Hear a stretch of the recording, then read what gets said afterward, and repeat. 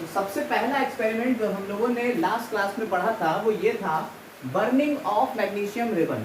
हमने कहा magnesium ribbon जो था उसको बर्न किया गया और बना मैग्नीशियम ऑक्साइड, ये एक नया केमिकल बन जाता है। उसके बाद दूसरा एक्सपेरिमेंट जो था उसमें हम लोगों ने क्या करा था, उसमें हम लोगों ने लेड नाइट्रेट और पोटेशियम आयोडाइड को मिलाया था, PbNO3 और पोटेशियम आयोडाइड को मिलाया था, तो बन जाएगा लेड आयोडाइड और पोटेशियम नाइट्रेट। ठीक है, बैलेंसिंग अपनी कर लीजिएगा, बाद में बैलेंसिंग हो जाएगी, लेकिन अभी फिलहाल में हम सिर्फ इतना ही लिख रहे हैं। तीसरा एक्सपेरिमेंट क्या था, हम लोगों ने तीसरा एक्सपेरिमेंट क्या किया था बेटा? तीसरा एक्सपेरिमेंट था कि हमने जिंक को H2SO4 के साथ में मिलाया था और बना था जिंक सल्फेट और हाइड्रोजन गैस बाहर निकल गई थी। इसी में ही हमने जिंक को HCl के साथ भी मिला के देखा तो ZnCl2 और हाइड्रोजन गैस बाहर निकल गई थी। ठीक है, तो ये जो रिएक्शंस हुई, इन रिएक्शंस में सबसे पहले हमने देखा कि एक नया केमिकल बन जाता है, कोई नया कंपाउंड बन जाता है। ठीक, दूसरी रिएक्शन में हमने ये देखा कि लेड आयोडाइड जो था वो प्रेसिपिटेट बना, लेड आयोडाइड का प्रेसिपिटेट बना, साथ ही साथ कलर चेंज हुआ। ये कैसे कलर का हो गया था बेटा? येलो कलर का हो गया था। ये हमारी पिछली जो क्लास थी उसमें हमने पूरा एक्सप्लेन किया हुआ है, जो लोग नहीं थे वो ये अपना देख लें। ठीक है, और ये जो है जिंक एक मेटल है, इसको जब एसिड के साथ में रिएक्ट करेंगे तो हाइड्रोजन गैस निकल रही है। ऐसा यहाँ आपको केमिकल प्रॉपर्टीज बताने के लिए, यानी किसी केमिकल रिएक्शन की प्रॉपर्टीज क्या होती है उसको बताने के लिए ये 3 एक्सपेरिमेंट हमने करके दिखाए थे। यहाँ पीपीटी और कलर चेंज हो रहा था, यहाँ गैस का फॉर्मेशन हो रहा था, और यहाँ क्या हो रहा था, एक नया सब्सटेंस बन रहा था। साथ ही साथ हमने आपको बताया था कि यहाँ पे अगर आप इसके वेसल को छू के देखेंगे, जो बीकर है उसको छू के देखेंगे तो हीट भी बाहर निकलती हुई दिखती है, गरम गरम लगता है। तो इसका मतलब क्या है, हीट भी इवॉल्व होती है। यानी कि कुछ रिएक्शंस ऐसी हैं जिसमें हीट इवॉल्व हो रही है, एक्सोथर्मिक रिएक्शन है, कुछ रिएक्शन ऐसी हैं जिसमें हीट एब्जॉर्ब हो रही है, एंडोथर्मिक रिएक्शन है। उनकी बात हम बाद में करेंगे, बट यहाँ पे बताना जरूरी है क्योंकि आज हम लोग जो टॉपिक शुरू करने जा रहे हैं वो है कैरेक्टरिस्टिक्स ऑफ केमिकल रिएक्शन। तो आपको कल हमने हेडिंग लिखवाई थी characteristics of chemical reaction, heading लिखी हुई है, अगर नहीं लिखी है तो लिख लीजिएगा, कैरेक्टरिस्टिक्स ऑफ केमिकल रिएक्शन। ठीक है,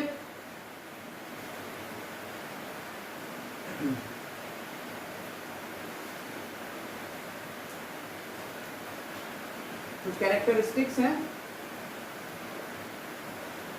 ठीक है, लिख रहे हैं आप लोग भी, इसको नोट कर लीजिएगा।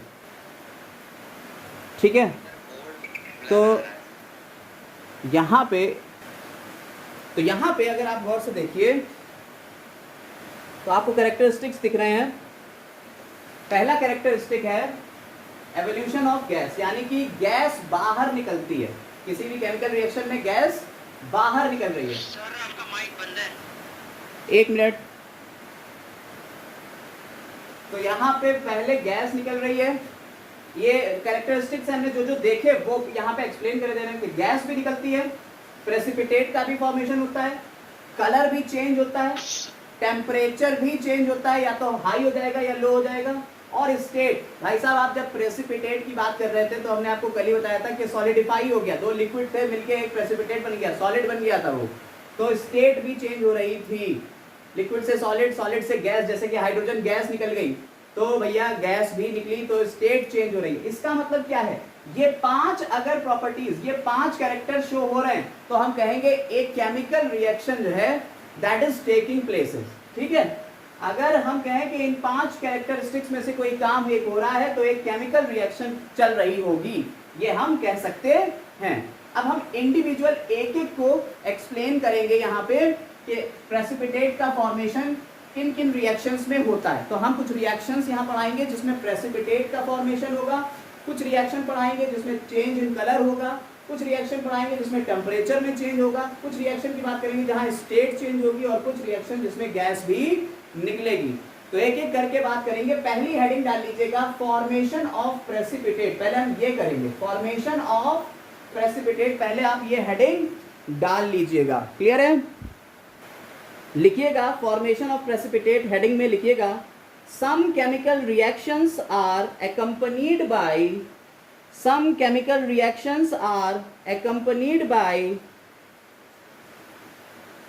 the formation of a precipitate. Some chemical reactions are accompanied by the formation of a precipitate.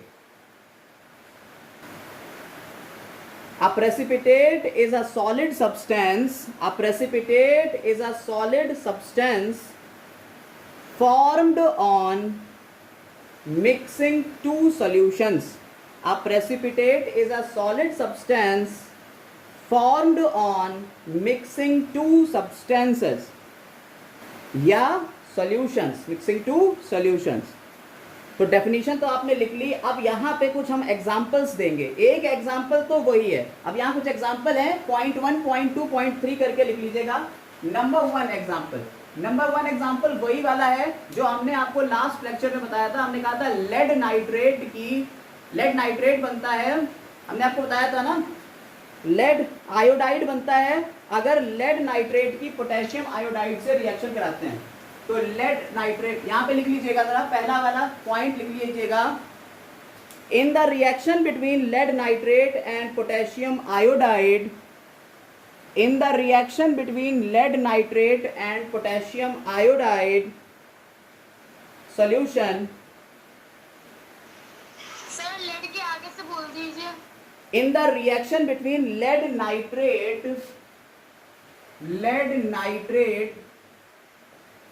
and potassium iodide solution, in the reaction between lead nitrate and potassium iodide solutions, a yellow color precipitate of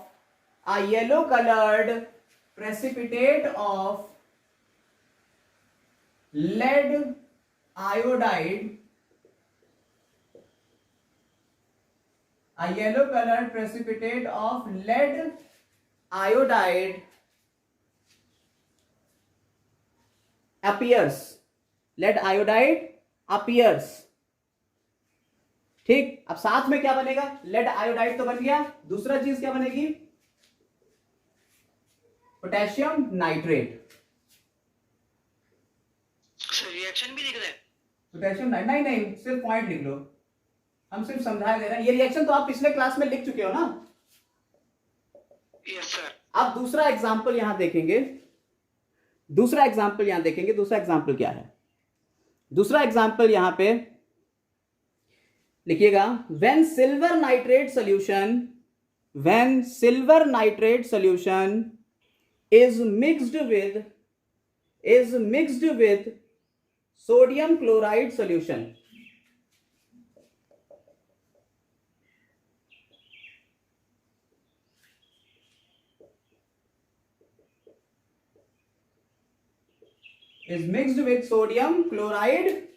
solution, comma, a white precipitate of silver chloride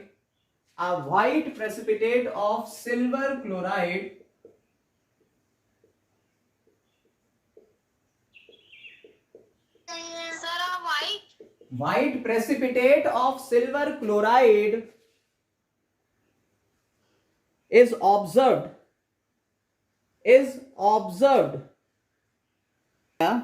इस वाले में हमने क्या बताया कि silver nitrate solution जो है वो सोडियम क्लोराइड के साथ में रिएक्ट कर रहा है और सिल्वर क्लोराइड का पीपीटी बन रहा है। देखो सिल्वर क्लोराइड का पीपीटी तो बन रहा है, लेकिन दूसरी चीज और भी तो बनेगी, सोडियम नाइट्रेट भी तो बनेगा। ठीक है, सोडियम नाइट्रेट भी तो बनेगा। ये याद रखना कि भैया कोई चीज के अंदर ही तो पीपीटी होगा, किसी सोल्यूशन के अंदर ही तो पीपीटी होता है। तो ये वो चीज हम यहां पे बता रहे हैं। अच्छा, अब इसी में एक और चीज लिखिएगा, इसी पॉइंट में और करके और करके एक और लिखिए reaction. When barium chloride solution when barium chloride solution is mixed with sodium sulfate solution. When barium chloride solution is mixed with sodium sulfate solution, a white precipitate of barium sulfate is obtained. A white precipitate of barium sulfate is obtained.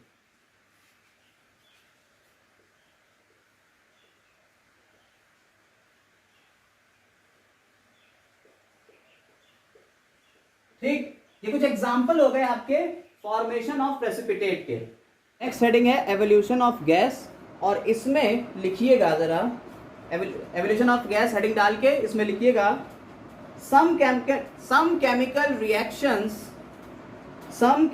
reactions are accompanied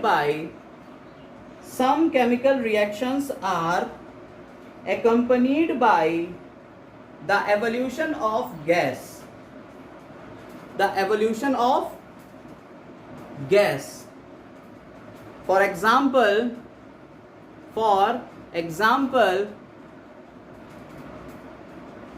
when calcium carbonate is heated,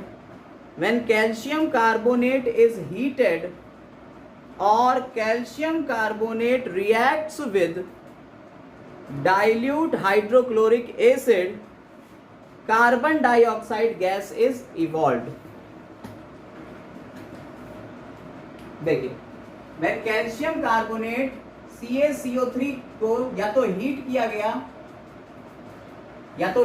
गया या HCl के साथ में react कर दिया गया। हम यहाँ पे हीट की बात कर लेते हैं, तो एक तरफ लिख लीजिएगा कैल्शियम कार्बोनेट CaCO3, और रिएक्शन हुई, जब इसे गर्म किया गया तो कैल्शियम ऑक्साइड और कार्बन डाइऑक्साइड बाहर निकल गया। ये एवोल्यूशन ऑफ गैस हो गया, यानी कार्बन डाइऑक्साइड जो है वो बाहर निकल गई। इसका नेक्स्ट एग्जांपल लिखिएगा, इन the reaction between zinc and dilute sulphuric acid, ये पीछे हम करा चुके हैं पिछले क्लास में। इन the reaction between zinc and dilute sulphuric acid और हाइड्रोक्लोरिक एसिड, सर एक फिर से बोल दीजिए। और hydrochloric acid, hydrogen gas is evolved. ये पिछले क्लास में करा चुके हैं। जिंक की H2SO4 यानी सल्फ्यूरिक एसिड डाइल्यूट है, उसके साथ में रिएक्शन करी, जिंक की सल्फ्यूरिक एसिड के साथ में रिएक्शन करी, तो क्या बनता है, जिंक सल्फेट और हाइड्रोजन गैस निकलती है। चाहे जिंक की HCl के साथ में रिएक्शन कर दो, देखो पीछे हमने कराया है, पिछले वाले क्लास के नोट्स देखो जरा, ZnCl2 और H2 गैस निकलती है। ये पिछले क्लास में हम लिखवा चुके हैं दोनों रिएक्शंस, ठीक है, फिर से यहाँ हमने ये करा दी। तो ये आपके कुछ एग्जाम्पल हो गए एवोल्यूशन ऑफ गैस के। अब बात करते हैं, अगली हेडिंग डाल लीजिएगा चेंज इन कलर। अब अगली हेडिंग डालिएगा चेंज इन कलर, लिखिएगा some reactions are accompanied by change in colour. For example, some reactions are accompanied by change in colour. For example, अब एग्जाम्पल लिखवा रहे हैं, एक एक करके लिखिएगा। फॉर एग्जाम्पल लिखिएगा, number 1, rust is brown in colour. Rust is brown in color, whereas iron is grayish black in color. ठीक है, rust is brown in colour whereas iron is grayish black in color। यानी आपने देखा होगा जंग जब लगती है तो जंग कैसी होती है, भूरे रंग की होती है, लेकिन जब लोहे की बात करते हैं तो लोहे का कलर कैसा होता है, ग्रेइश ब्लैक इन कलर होता है। ठीक है, नेक्स्ट पॉइंट लिखिएगा, लेड नाइट्रेट। ये वाला फिर से वही वाली रिएक्शन है जो पहले करा दी थी। देखिए इससे पहले जो रिएक्शन हमने एक्सपेरिमेंट 3 कराए उन्हीं के बेसिस पे सब चल रहा है, तो ध्यान से करिएगा ये, ठीक। वो अगर नहीं पढ़े तो वो जरूर पढ़ लीजिएगा। Lead nitrate and potassium iodide solutions, lead nitrate, अगला पॉइंट है lead nitrate and potassium iodide solutions are colourless but on mixing the two,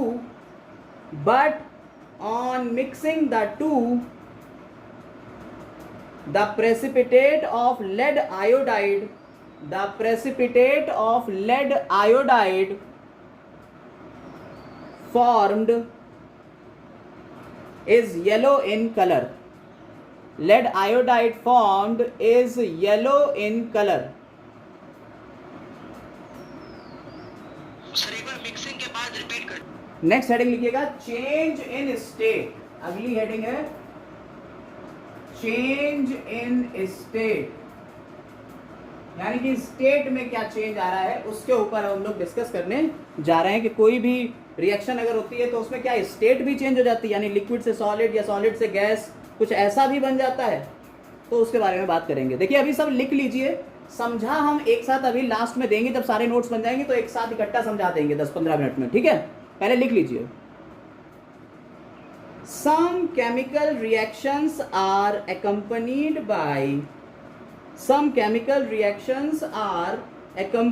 by change in state.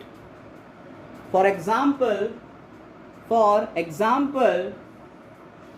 number one.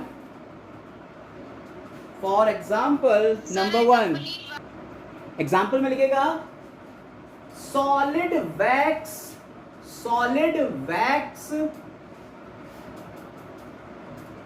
in the form of candle, solid wax in the form of candle burns to form water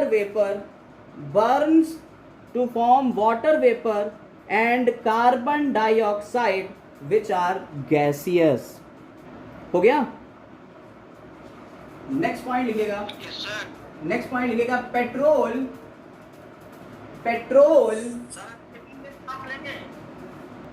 comma which is a liquid, petrol comma which is a liquid comma burns to form water vapor and carbon dioxide,